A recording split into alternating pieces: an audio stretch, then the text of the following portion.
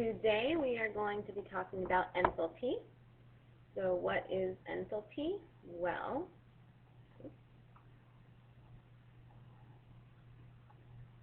enthalpy is the amount of heat lost or absorbed during the course of a chemical reaction. The symbol that we use for enthalpy is H, and the unit is kilojoules per mole.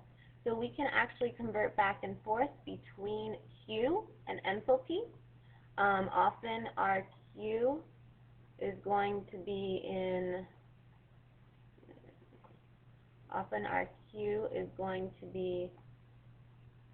in joules. And so what you need to do is you need to remember that there are 1,000 joules in 1 kilojoule. And then because when we find our Q, we use the equation Q equals M cat, we usually have our mass. Well, you should all know how to convert between grams and moles. So if you have a Q, like you do in your lab, and you are looking for enthalpy, then you need to make sure that you change your joules to kilojoules, and then divide by the moles in the reaction. Okay.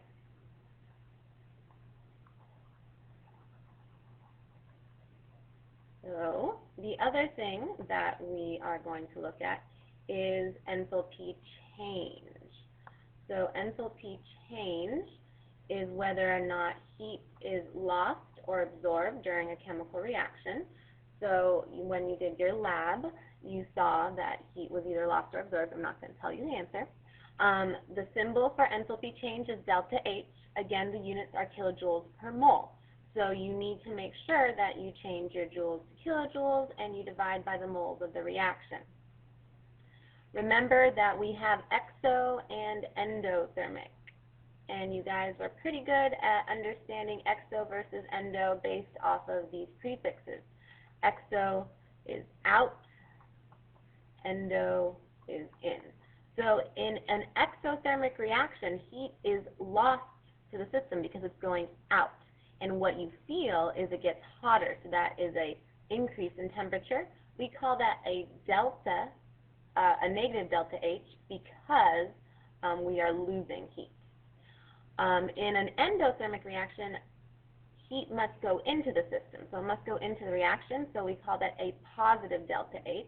And what the temperature looks like is that it's getting colder. So if you were to touch it, it would feel colder because it is absorbing that heat.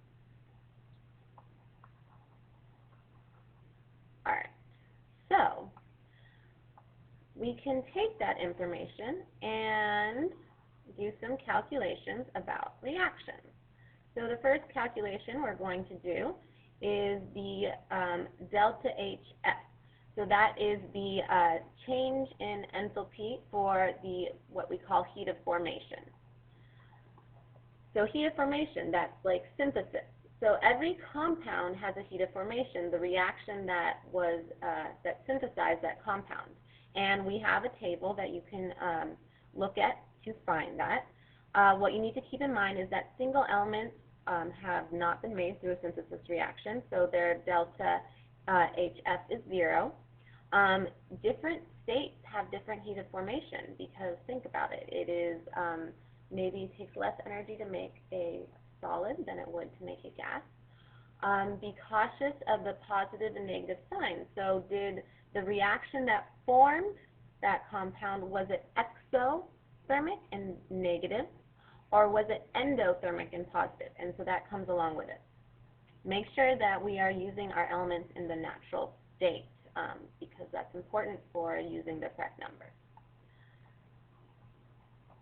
So let's do a practice problem of heat of formation. So here is your equation. The heat, the delta H, so the enthalpy of the reaction, we can find out by looking at the heat of formation for the product and the reactant. Because whatever the heat of formation was of the product, and then taking into account the heat of formation of the reactants, by subtracting it, you know what is the enthalpy change for that whole reaction. So we're going to use standard heat formation table to determine the delta H for the whole reaction. So every single compound in here required energy to make, or energy was released to make it. So they all have their own delta H formation. Notice how it is in kilojoules per mole.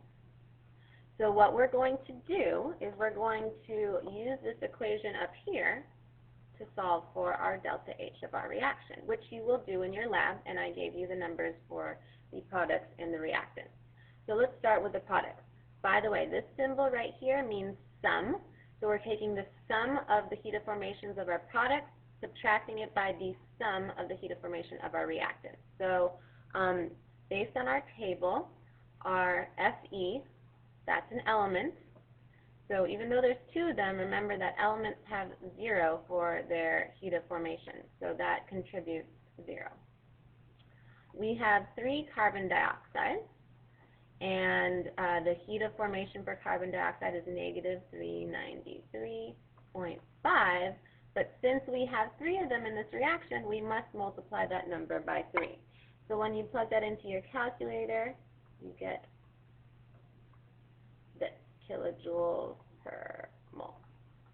All right, so to get our sum of the heat of formation of products, we have to add 0 plus negative 1,180.5 kilojoules per mole. So basically the sum of the heat of formation for the product is going to be negative 1180.5 kilojoules per mole. Great. Now we're going to take our reactants and find the sum of their heat of formation. So our reactants, we have only one, iron oxide. So we're going to take negative 826. And then we have 3 carbon monoxide, which is negative 110.5, but we must do what? Multiply it by 3, because we have 3 of them. We need 3 that were created. All right, so that gives us negative 331.5 kilojoules per mole. This is also kilojoules per mole. All right, so now we are going to add up and get the sum of the heat of formation of our reactants. So when you add negative 826 plus negative 331.5, you get negative 1157.5 kilojoules per mole. All right, so we now have our heat of formation of products and the sum of the heat of formation for our reactants. Well, if we go back up to our equation right here, in order to find the answer, we need to take the heat of formation of products and subtract it by the heat of formation of reactants. So let's do that. So our total heat of formation, or not heat of formation, our total enthalpy change for the reaction is going to be our heat of formation of product minus our heat of formation of reactants. So remember, it's product subtracted by reactants. Well, a negative minus a negative, that makes a positive, so you're really adding this to that number. So what you get in the end is negative 23 kilojoules per mole. All right, so what I did to solve this was I first found the sum of my heat of formation of products, my sum of my heat of formation of reactants. That, of course, is found from a table. You will not have to memorize it. You will get those information. Then I took my enthalpy change of reaction equation, subtracted those two numbers, and got my answer. If you have questions, watch this a few more times. This is what you'll have to do in your lab as well and on your homework. There's one other thing that we are going to do that is related to heat of formation, and that is called the bond enthalpy and getting the average bond enthalpy of a reaction. So what bond enthalpy is the energy required to break a chemical bond. And so when you have a reaction, there are different chemical bonds, and so it is an average value because it's the exact bond enthalpy of a particular chemical bond depending on the molecular environment and all that. Again, the units are kilojoules per mole. So this is something you have to look up as well, the bond enthalpy. It's a known amount for whatever bond you're looking at. So how much energy is required to break a chemical bond? So if we wanted to do another problem.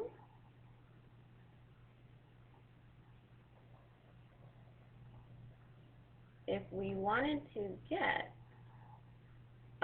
the delta H, we can use, instead of our heat of formation this time, we're going to use our average bond energy.